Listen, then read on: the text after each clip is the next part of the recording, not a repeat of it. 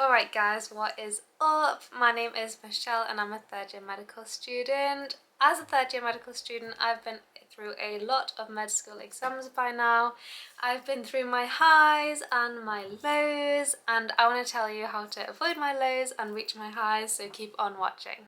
Tell me again, just tell me again, and I'll make it right.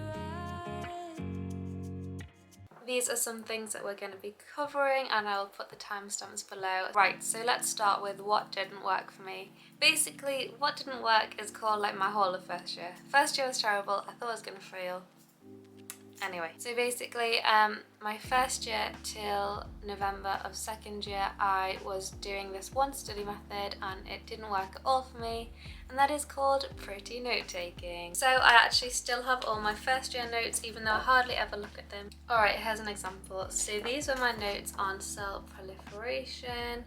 As you can see, they are pretty nice. We have like post-it notes and fancy headings, highlighting, all that good stuff. And basically when I made those notes, I felt like I knew that topic inside out, and I probably did really know it for like a day or two. But the problem is with this pretty note-taking method is that I would take the notes and shove them in my file and kind of never look at them again. I simply didn't have time to, because the second thing is I was working hard, not smart. So I was ticking off literally everything, whether I was confident with it or not. I'd spend the same amount of time on it, which was a big mistake because I don't know, it's just not very smart. Like, why would I spend time, like hours, making notes about something that I already knew?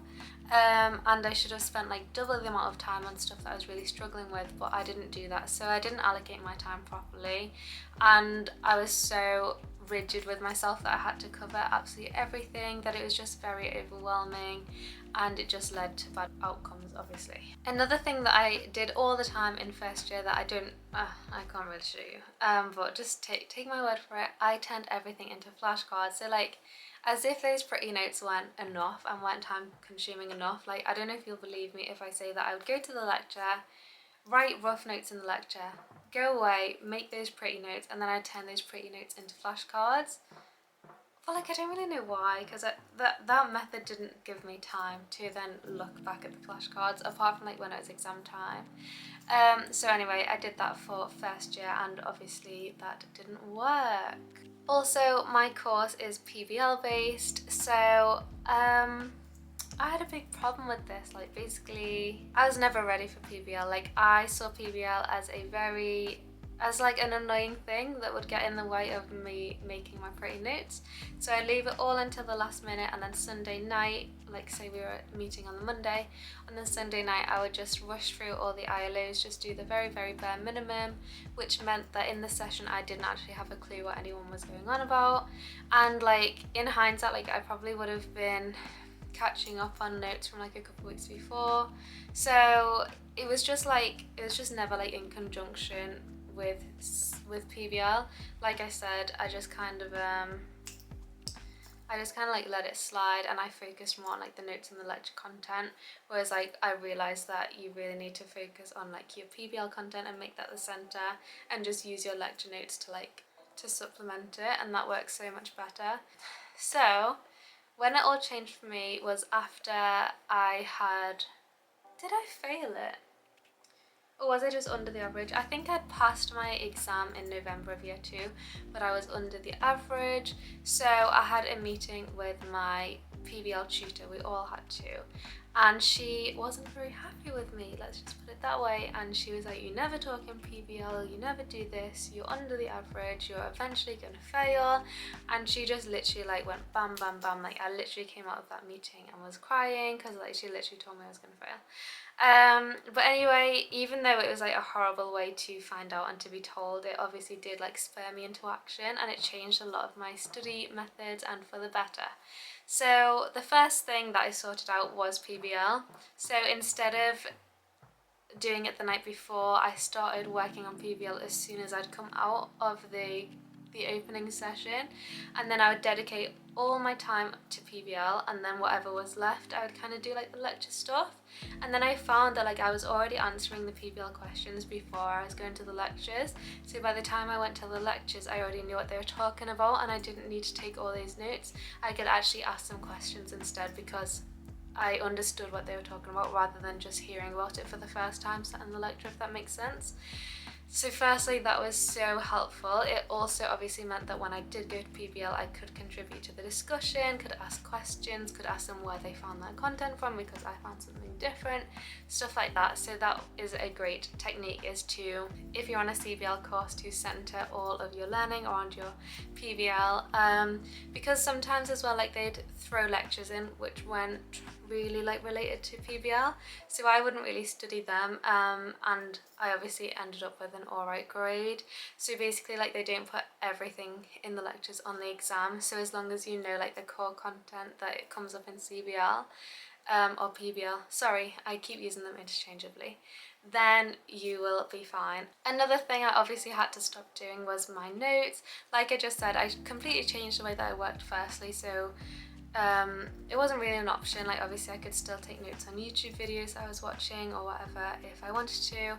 That's another thing. I started watching so much YouTube in second year, so like I said, I'd kind of learned the stuff before I went to the lectures, so obviously I had to learn it from somewhere, and I learned it from YouTube. So Osmosis, Armando Hostigan and Ninja Nerd, they were my favourites for second year. So yeah, so instead of taking notes, I would write out the answers to my PBL and like that would be it, and then when I'd start revising for my exams I would condense everything onto a mind map. This is an example of a mind map that I did.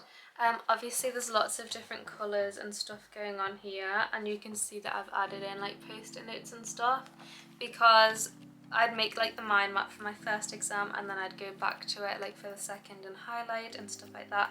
So this mind map had everything that I needed to know for the CBL case onto the map, and then as you can see I've like linked certain things together. So I think it's really good to make those links to be like, oh, this is the medication and this is the target of it, and here's the target, and this is how it causes the pathology, stuff like that. So mind maps are such a good way to learn medicine. Another thing that my tutor made me do was to do the things that I don't like to do. So for example, anyone who'll know me knows that anatomy is not my strength. I do not enjoy it. So consequently, I just like wasn't really revising it, which meant that I didn't pass any of the anatomy questions or the anatomy OSCE as well. So my tutor encouraged me to meet up with a friend like one day a week and then set aside that time to do anatomy together. So I did, me and Mariam did that for a pretty long time and it was really successful. I actually ended up passing my anatomy OSCE for the first time ever after doing that. So yes, thank you for that. So that is pretty much how I did so well in my second year exam, was forcing myself to do the stuff that I don't like, making the mind maps and changing the way that I learnt CBL. PBL, sorry. And then there's a few things that I've been doing in third year to help me pass my next exams as well. So one thing is that I've gone back to flashcards. So the whole of second year I didn't really use flashcards. Like I said, I use like the mind maps and stuff to go over things. But this year I've been learning a lot about spaced repetition, and how the reason that I wasn't doing well when I made these fancy notes is because I'd make the fancy notes, never look at it again, so obviously I was going to forget it. But spaced repetition is the idea that you learn something and then a few days later you go over it again, and then a few days later you go over it again, and then that way like it's supposed to like form like neurons or something like that. Like channels in your brain that means that you actually learn it and you remember it. So in order to do spaced repetition I've been using like a lot of flashcards, but a key difference is, I saw this tip somewhere on YouTube and it was like, don't make the flashcards already out there. Like when you think about how many thousands of people use Quizlet, someone has already made the flashcards that you're about to make. So now I've just been searching in and then finding like one that is like relevant to my level or has all the content that I need, and I've been using those flashcards. So it saves so much time because I'm not spending hours making the notes in order to make the flashcards, and in order to go over them I can just go to them straight away. The only downside to this is that obviously there is a possibility that they might not cover everything that you want. But on the flip side, I actually found the opposite to this. So I obviously kind of learn a bit differently to my peers. Like a lot of my peers go through the lectures and make notes and stuff like that. Obviously, as I just said, I find rogue flashcards on the internet and hope for the best. So I was like learning this like pediatric dermatology through these flashcards, and then we went to this seminar and the lady was like, the tutor was like, oh, can you answer this question? So I answered it and she was so impressed. This is the highlight of my third year so far. She was like, no one has ever said that before. I am so impressed. And honestly, I learned that from the flashcards. So even though, like I said, they might not include everything you need to know, on the flip side, that might be positive because they might include extra information that hasn't been covered in your lectures, but as we all know, very well may come up in the exam, or a tutor might ask you that question or something. So yeah, pros and cons.